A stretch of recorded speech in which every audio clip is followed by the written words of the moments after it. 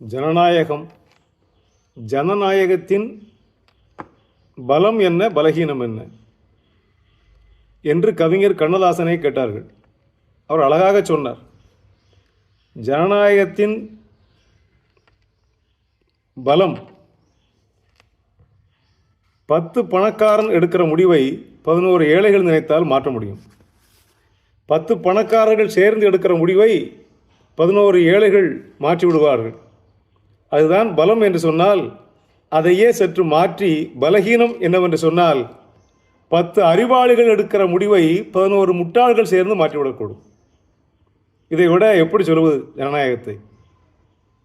வலியவன் 10 பேர் சேர்ந்து எடுக்கும் முடிவை வறியவர்கள் 11 பேர் சேர்ந்து மாற்ற முடியும்.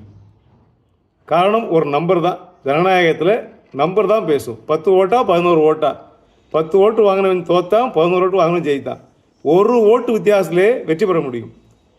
அப்போ பணக்காரன் 10 பேர் இருந்தால் 11 ஏழை மாற்ற முடியும் அந்த முடிவை. இதுதான் பலம் என்று சொன்னால், அதே நேரத்தில் 10 முட்டாள்கள் 9 அறிவாளியை வெல்ல முடியும்.